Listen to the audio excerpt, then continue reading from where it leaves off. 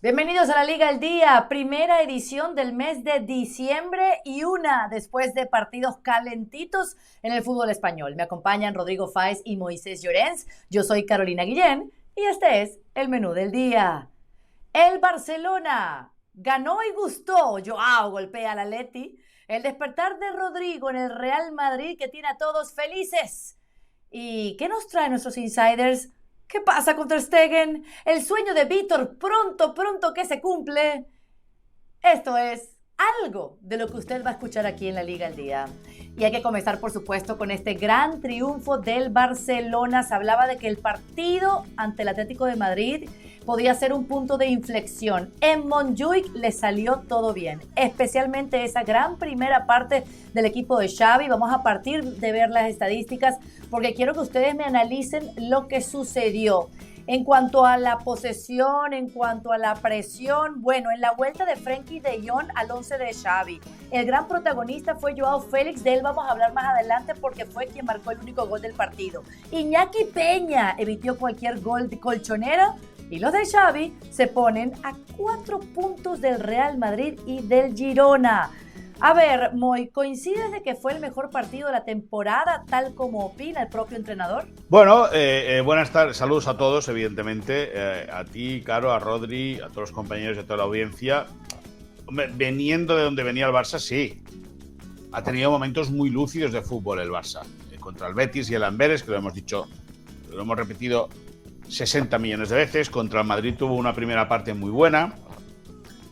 Pero esa es la diferencia, ¿no?, entre el Madrid y el Atleti. El Madrid la que tiene te la mete y el Atleti la que tiene no tuvo el acierto de poder embocarla. Lógicamente, si ese golpe franco de Memphis Depay no hubiese tenido la fortuna o la capacidad de reacción Iñaki Peña de poder sacarla, pues ahora estaríamos hablando de otra cosa completamente diferente. Pero futbolísticamente el Barça mejoró mucho, dio un paso al frente, consolidó o pudo tocar la primera partitura con Frenkie de Jong, con Gundogan y con Pedri, que era un centro del campo capacitado físicamente para resistir en España. En Europa es otra cosa, y capacitado para generar muy buen fútbol, para poder sacar la pelota jugada desde atrás, con gente en los centrales como sobre todo Christensen para darle la salida, o con Joao Félix en el costado también para arrancar la acción.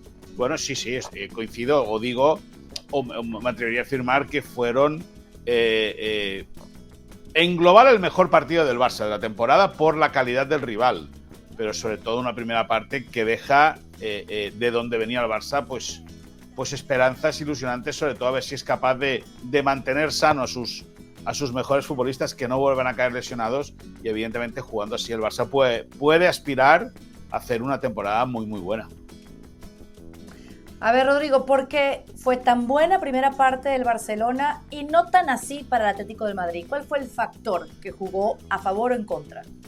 ¿Qué tal? Saludos, Caro, para ti, para Moy y para toda la audiencia. Y para mí creo que se junta un poco todo, que el Barça empezó muy bien y que jugó muy bien. Para mí es la base que hay que tener siempre en cuenta y a partir de la cual esbozar el resto de análisis. Creo que el Barça estuvo muy bien, que además manejó muy bien la pelota con mucha velocidad.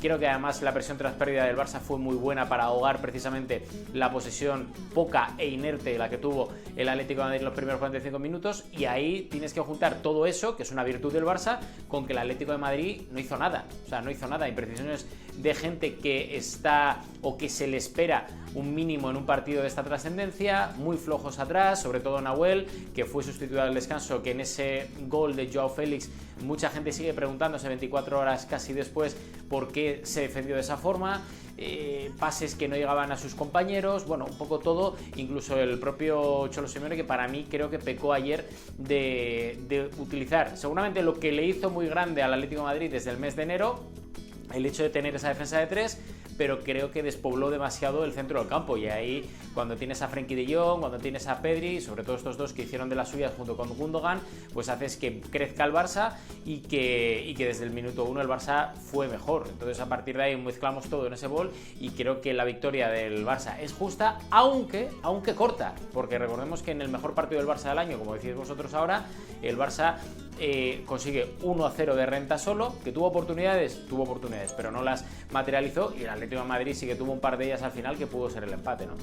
por lo menos 2 que paró muy bien, Iñaki Peña, y evitó daño para el equipo del Barcelona. Ahora sí quiero que me hablen a rienda suelta de Joao Félix, porque le preguntaron al Cholo en la conferencia de prensa y dijo, yo del rival no hablo, típico, ¿no? Del argentino. Un Joao Félix que enfrentó a su ex equipo y que dijo sentirse aliviado. Aquí les presento las declaraciones del jugador. La celebración fue un alivio por lo que pasé este último verano. Solo mi familia y mi entorno saben lo que pasé y ha sido un alivio, especialmente para ellos. Es una victoria muy importante, sabíamos de la dificultad del partido, sacamos los 3 puntos y ahora pensar en el Girona. ¿Lo sentiste igual, Moy? ¿Un alivio? ¿También una especie de revancha para Joao Félix? Bueno, una sensacional gestión de nuestro coordinador en España, Eduardo Fernández Abascal, y del resto de equipo de producción que viajó desde Estados Unidos a Barcelona, nos ayudó a poder charlar a Rodrigo Fáez y a mí con Joao Félix en la transmisión de ESPN y de ESPN Plus. Rodri, le dijimos que se tapara, que se iba a constipar, ¿te acuerdas? Pues bueno, pues hoy no se ha ejercitado por estar constipado. Si al final, al final, pero bueno. ¡Qué guapos salen aquí, ¿eh? La cuestión que sí, que claro que está aliviado, evidentemente, es enfrenta al que ha sido su equipo, el club que le abrió las puertas a salir de Portugal. Recordemos que en Portugal tuvo paso por el Sporting Club de Portugal, por el Oporto, aunque es canterano del Oporto, tuvo paso por el Sporting Club de Portugal, también con el Benfica. De ahí recala en España el Atlético de Madrid. Y siempre se ha esperado mucho de él. Y yo estoy de acuerdo con lo que dicen, o puedo estar de acuerdo sin tener toda la información de la intrahistoria de Joao Félix en el Club Atlético de Madrid. Yo entiendo perfectamente cuando los futbolistas dicen que hace falta que hace falta demostrarlo, no demostrarlo más, pero sí tener mucha continuidad. Porque es verdad que Joao Félix es un jugador muy intermitente. Aparece... Y no solo en un partido, digo en general. Aparece un partido, te lo hace bueno y 4 malos. O te hace 2 partidos buenos y 3 malos.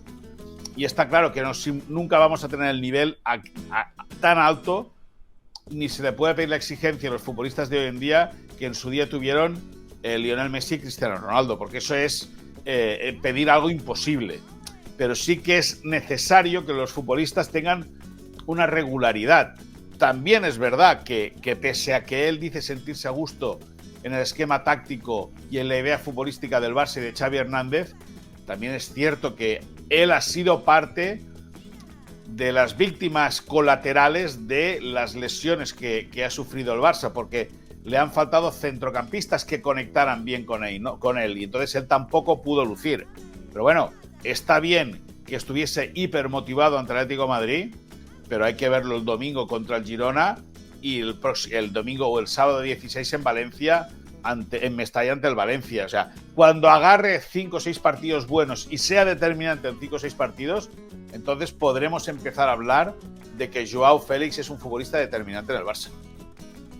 Me gusta porque será un buen termómetro enfrentar a quien también es de los protagonistas de la temporada. Ahora, ¿cómo lo viste tú, Rodri, al portugués cuando estamos viendo el calendario del Barcelona? ¿Tú crees que demostró Joao Félix con este gol, con este partido y con lo que viene haciendo en el Barça, que el Cholo se equivocó con él? No, para nada. O sea, para nada. Es que mira, ahora que Moy estaba contando lo que creo que es Joao Félix, es decir, un jugador muy joven que todavía le falta esa regularidad que se le presupone a los grandes, es que lleva 2 goles en Liga, 2, y marcó otros 3 en Champions, que bien, no son malas cifras, pero que hay que ponerlas un poco en donde Rodri, perdona que te corte, es verdad que lleva 2 goles, lleva creo que son 3 o 4 palos, que no son goles, pero es decir, que no, sí, pero decir, que ha estado cerca de conseguirlos, ¿me entiendes? Es decir, que es un tipo que ha tenido presencia, que posiblemente si esos remates a los palos hubiesen ido dentro, pues estaríamos hablando de otra cosa del aspecto goleador de Joao Félix. Y perdona que te corte, disculpa, sigo el argumento y acabo rápido. Pero lo que se le exige, más que el gol, que todo el mundo sabe que lo tiene porque tiene mucha calidad, lo que se le exige es el trabajo defensivo, la presión que ayer se vio que hacía el equipo y que ahí sí que estuvo muy enchufado Joao Félix ayudando a sus compañeros. Perdona, Rodrigo. Sí, pero el tema es ese, que se enchufa ayer, que juega contra el Atlético de Madrid. El resto del año se ha enchufado un par de veces más, que es el problema que tiene Joao Félix para jugar en el Fútbol Club Barcelona, o en el Atlético de Madrid, o en el Chelsea.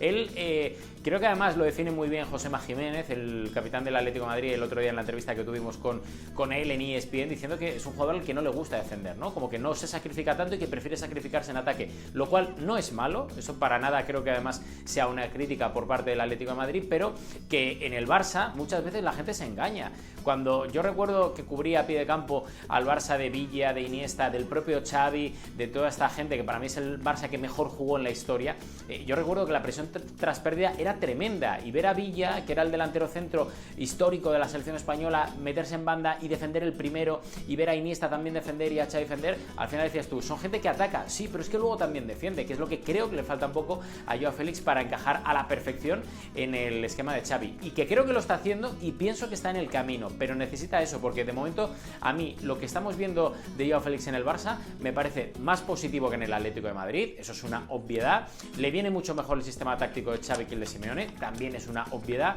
pero necesita cierta parte de sacrificio que no sé si lo va a conseguir o no. Si al final hace y juega todos los partidos como el de ayer, estamos hablando de que es un jugador top 5 a nivel mundial, pero necesita hacerlo y necesita interiorizar ese sacrificio y ese trabajo, no para él, sino también para el equipo, para estar ahí arriba, porque si no creo que se va a quedar a medias.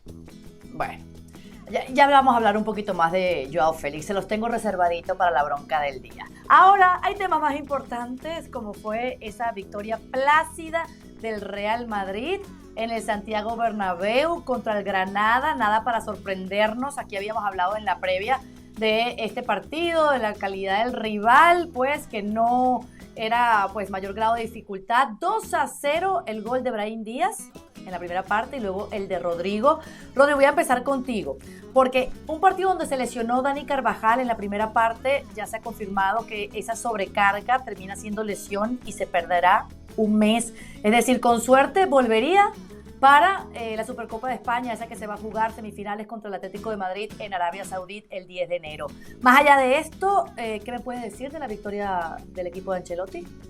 Sí, bueno, primero de lo de Carvajal, luego hablaremos y ampliaremos detalles en la sección de Insiders, pero sí que es cierto que fue un partido en el que el Real Madrid, digamos, fue a medio gas, un partido que para el Real Madrid ha sido un trámite y se demostró mucho, porque yo creo que a nivel de brillantez el equipo no estuvo muy allá, 71% de posesión, 29% para el Granada, 8 remates a largo, de los cuales 4 fueron a puerta, con 2 amarillas, 63 ataques peligrosos. O sea, yo creo que estos datos que estamos viendo en pantalla, estos números del partido, creo que confirman que el Real Madrid fue superior, que tampoco necesitaba demasiado para conseguir doblegar al Granada.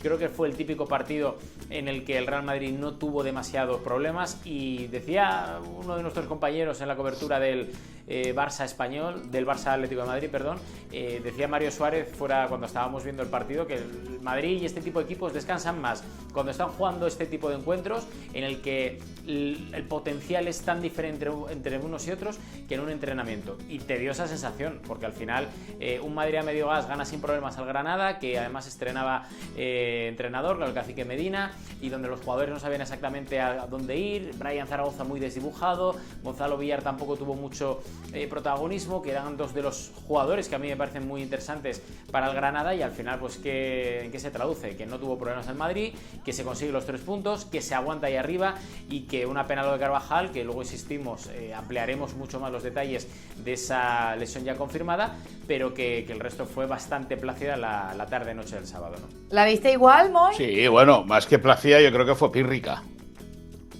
Porque sí, no, y te lo voy a razonar, Rodri.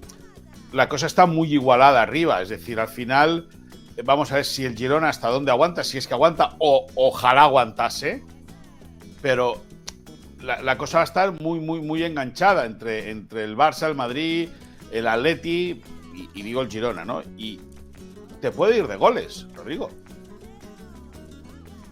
El título te puede, en un campeonato tan ajustado, ¿por qué no un empate a puntos? Y al final los goles te pueden acabar decantando la balanza hacia un lado o hacia otro.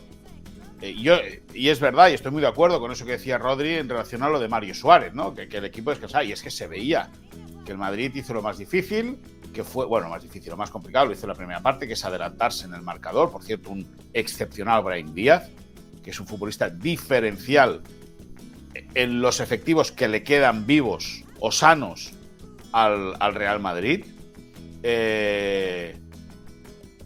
Y da la impresión de que una vez ya marcado el primero, el conjunto blanco se dedica a salvar el expediente. A cumplir el expediente, salva la papeleta, chao, ducha y a casa, todo el mundo. Está muy bien, que son 3 puntos, que igualaban la victoria que había conseguido horas antes el Girona en Montilivi ante el Valencia, y esperaba a ver qué sucedía entre el Barça y el Atlético de Madrid. Es decir, el plan del sábado por la tarde-noche en el Bernabéu era perfecto, pero sí, y cumplieron el expediente, y no se puede decir nada de los futbolistas, ni muchísimo menos, pero siendo un poco más ambiciosos y pensando en lo que pueda suceder en el futuro, la victoria para mí del Madrid fue justa, evidentemente, porque el Granada prácticamente como si no se hubiese presentado. Tuvo con 0-0 un tiro de falta que sale muy ajustado al palo derecho de la portería del Lunin, pero poco más y menos, poco más el Granada, que o reacciona en los próximos 3 o 4 partidos, o junto con el Almería va a ser equipo de segunda división en el mes de febrero o como mucho marzo. El Madrid de los equipos menos goleados, o el menos goleado del fútbol español, esto gracias a Kepa y también a Lunin. Tiene 9 goles en 15 partidos y bueno, hay que ver hacia adelante, hay que hablar de el menos bueno de todos, Rodrigo, porque el mejor es el que es Rodrigo Fáez, ¿no? Un Rodrigo, señores, que tiene 7 goles en los últimos 5 partidos. ¿A qué se debe el despertar del brasileño, Rodri? Se debe sobre todo a que es un tío que tiene unas condiciones espectaculares. Ahí vemos la tabla de los últimos partidos con el gol contra el Granada, contra el Nápoles, los 2 goles más la asistencia frente al Cádiz, igual contra el Valencia con una asistencia más.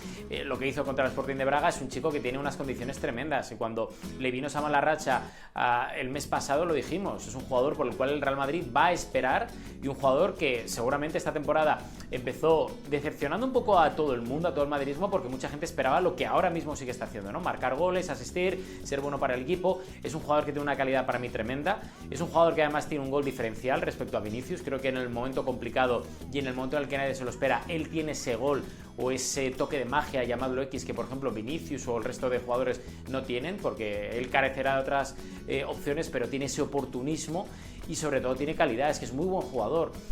Cuando venían mal dadas dijimos, el Madrid le va a esperar, no hay nervios más allá de la preocupación por el propio jugador, de que no se frustre y de que no se autocierre para enfocarse en lo que tiene que enfocarse, es decir, que es jugar bien el gol, hay que tener paciencia con él, y ahí están los números. Desde que él llegó al Real Madrid ha ido poco a poco aumentando esa cifra goleadora año tras año.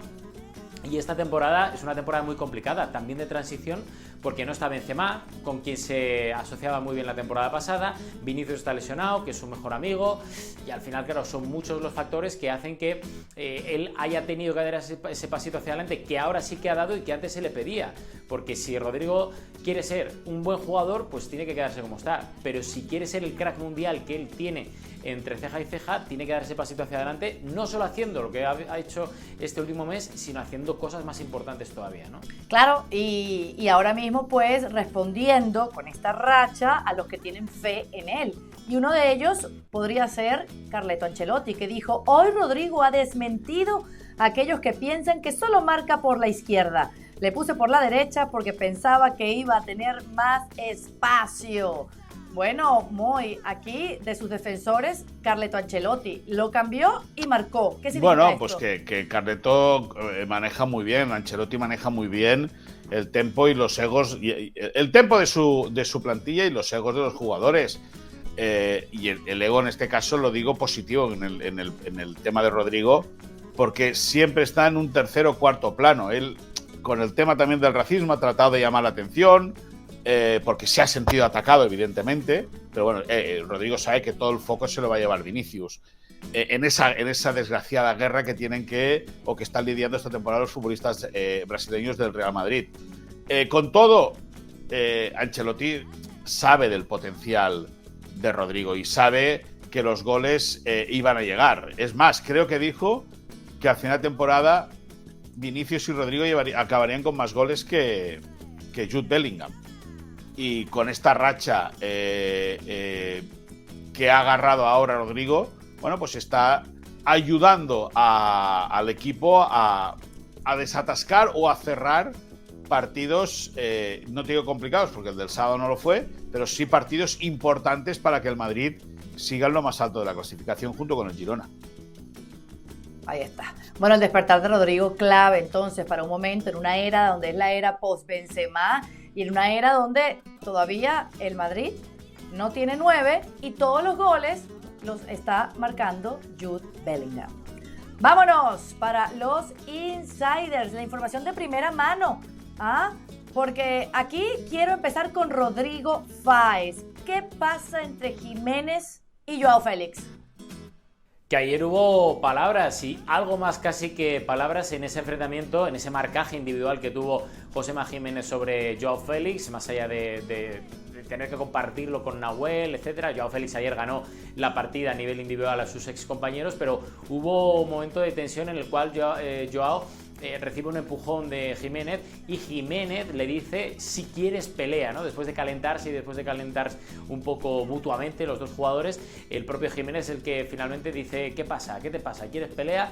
Gracias a las tomas de las diversas cadenas en España que pudimos ver ese rifirrafe y que al final termina con Jiménez fuera del terreno de juego porque ya tenía una tarjeta amarilla y tenía miedo el Cholo Simeone a quedarse con 10 jugadores, ¿no? Sí que es cierto que el propio Josema Jiménez lo vimos y lo escuchamos aquí el pasado jueves o el pasado viernes, mejor dicho, cuando teníamos esa entrevista con él en el Media Day, y fue seguramente de todos los jugadores que entrevistamos, que llegamos a entrevistar hasta 4 jugadores, el más, entre comillas, beligerante. Y digo entre comillas porque tampoco fueron declaraciones altisonantes ni agresivas, ni mucho menos. De hecho, lo contextualizamos muy bien porque él se refería al tema del juego, ¿no? De Joao Félix, lo que comentábamos antes, de que a él le gustaba correr más hacia el ataque para descuidar un poco más el sacrificio defensivo, y que al final eso todo terminó, ¿no? Hablando de fútbol, terminó en ese duelo que tuvieron los dos, que ganó a Joao Félix a nivel individual porque fue el MVP del encuentro, y que al final deja ese mal sabor de boca en el Atlético de Madrid, porque sigo diciendo lo mismo que os dije en verano y lo mismo que os dije la semana pasada y hace 2 meses, que no gusta en el Atlético de Madrid y en el vestuario esa actitud de Joao Félix cada vez que le ponen un micrófono delante, criticando y lanzando pullitas tanto al Cholo Simeone como a sus compañeros, ¿no? En las palabras que dio a ESPN la semana pasada en el Media Day, diciendo que no era solo cosa de uno, ¿no? Sino de varios. Bueno, tampoco le gustó al Atlético de Madrid el partido que tuvo Joao Félix y el gol que marcó para prácticamente, ¿sí?, definir la victoria culé. Hablando de culés, Moisés, ¿qué pasa con Ter Stegen? ¿Va a pasar el portero alemán por el quirófano? Pues mira, es una información que nos llegó el viernes, estando en la cobertura de ESPN, evidentemente para cubrir el Barça Atlético de Madrid. El viernes recibimos el chivatazo de que Marc-André Ter Stegen estaba valorando la posibilidad, y el club, lógicamente, de operarse, puestos que esos problemas lumbares le estaban dando mucho dolor de cabeza. Te voy a decir concretamente cuál es la dolencia que tiene, que la tengo aquí apuntada porque yo soy incapaz de acordarme de estas cosas. Déjame aquí. Hiperlorfosis. Lo que tiene Ter Stegen es una hiperlorfosis. Y eso hace que en la zona lumbar la cosa no acabe de arrancar. Hay preocupación en el cuerpo técnico, hay preocupación, lógicamente, en los servicios médicos del club y también en el futbolista, puesto que los tratamientos que están haciendo no le acaban de limpiar los dolores, sigue teniendo molestia. El Barça está bien cubierto en portería, con Iñaki Peña, lo demostró en el partido de ayer y contra el Rayo Vallecano, también contra el Oporto, haciendo paradas de mucho mérito. Y con todo se está valorando si se opera o no. Cada día hay reunión para valorar las sensaciones que tiene el portero, pero visto y entendiendo que el dolor no está remitiendo, no está nada descartado que entre al quirófano. Punto número 1. Punto número 2. Ter Stegen es un tipo muy celoso a la hora de explicar qué es lo que pasa. No quiere que se desmadre. No le gusta para nada que se hable de él, ni para bien ni para mal. Le gusta pasar desapercibido. Es más, le sentó mal el hecho de que Julian Nagelsmann, el seleccionador alemán, dijese que regresaba a Barcelona por una lumbalgia. No le gustó para nada eso a Marc-André ter Stegen, pero evidentemente se lo tuvo que comer con patatas. Regresó a Barcelona, ha tratado de ponerse a tono, pero ha sido incapaz hasta el momento de poder superar esas dolencias. Por lo tanto, no hay que descartar que Marc-André ter Stegen entre en quirófano para tratar de corregir lo que te decía, una hiperlorfosis. ¿Quién lo diría, no? El Real Madrid sin Courtois y el Barcelona sin ter Stegen. Podría alargarse más la cosa con el portero alemán, según lo que nos dices. Pero si el Real Madrid ha podido sobrevivir sin su portero titular, también lo hará el Barcelona, que está en buenas manos. No te preocupes, Moisés. No. Hablando de lesiones, Rodrigo, el último minuto de la lesión de Dani Carvajal, ¿cuál es?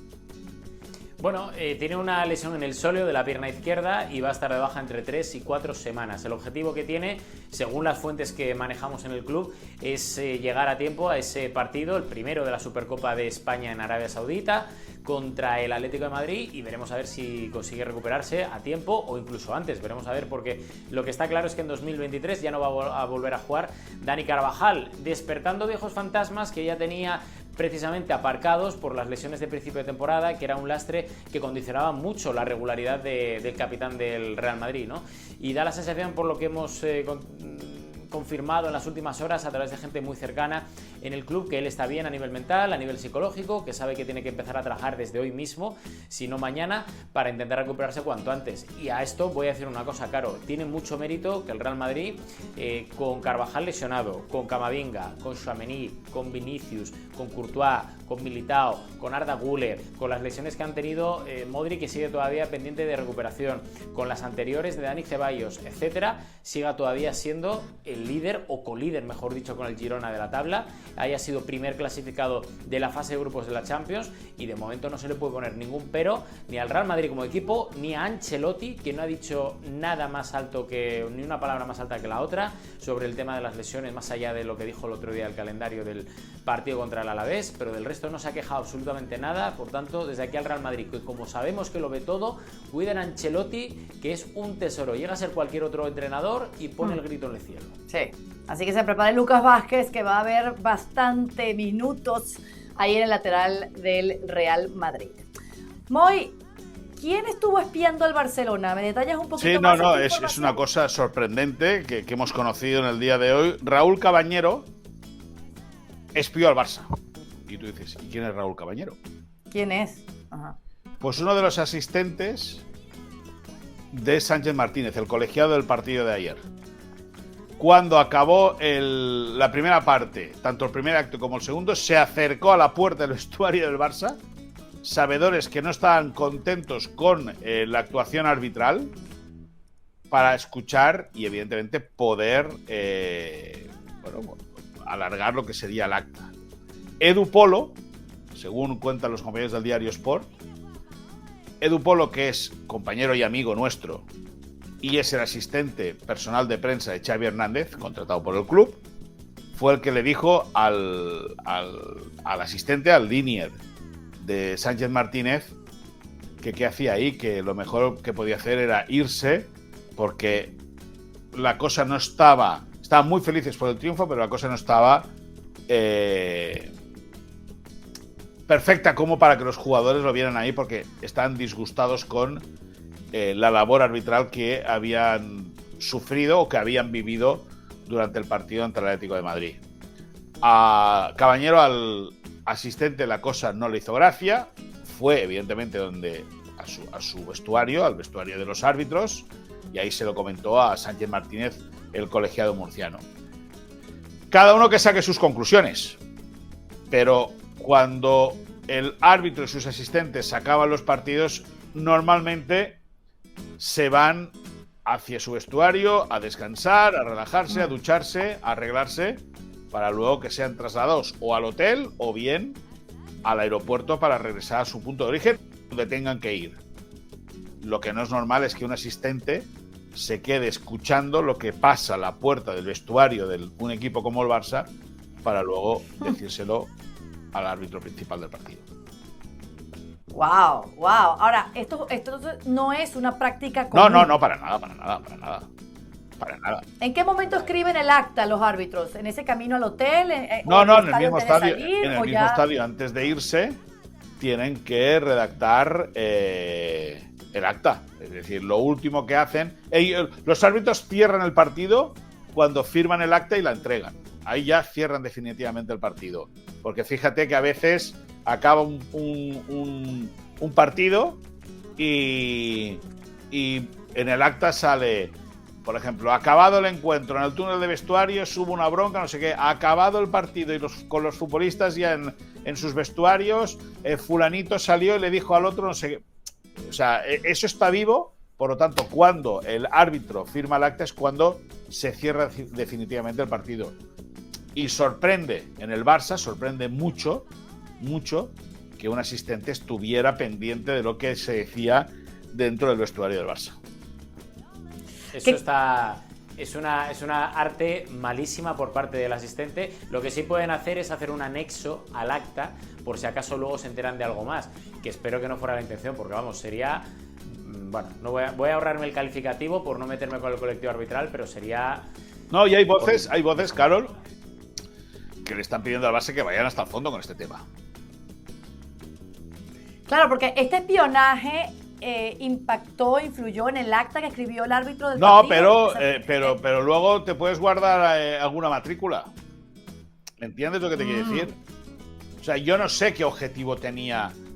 No sé cuál era el objetivo del asistente. Chivarse. Ya, no, bueno, chivarse. pero escucha, eso, Rodri, eso es lo que pensamos, ¿no? Lógicamente, te llevas a eso, pero no sé. Lo que pasa en el campo se queda en el campo, dicen, ¿no?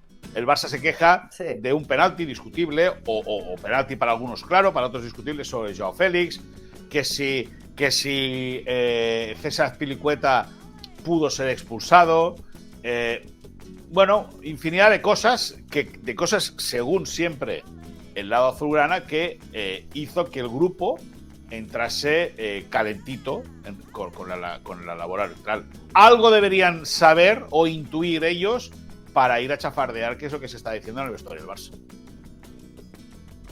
Qué interesante. Bueno, esto pica y se extiende. Vámonos a la bronca del día. Porque les pongo el tema y ustedes se las arreglan, ¿les parece? El Joao Félix en buena forma, óptima forma, consistente, día a día, que explota, es mejor que Jude Bellingham. ¡Tananana! Ahí se los dejo.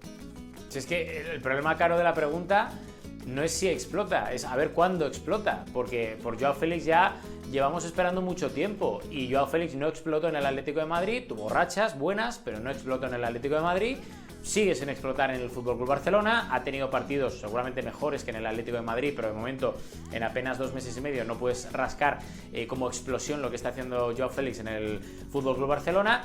Y es que con Portugal tampoco ha explotado. Y el problema, bendito problema para el Real Madrid, y lo pongo entre comillas, de Jude Bellingham, es que ya jugó muy bien en el Borussia de Dortmund, jugó muy bien en Qatar con la selección inglesa, siendo uno de los pivotes importantísimos y titularísimo en los partidos del último Mundial, y en el Real Madrid ha llegado y de momento pues es el pichichi del equipo. O sea, si eso no es explotar y lo de Joao Félix es igual. No, yo en ese sentido poca bronca veo hoy, porque tiene que mejorar mucho Joao Félix para poder sentarse a comer a día de hoy en la mesa de Bellingham. A lo mejor Bellingham sí que debe servirle el café a Antoine Griezmann. Esa sería otra pregunta.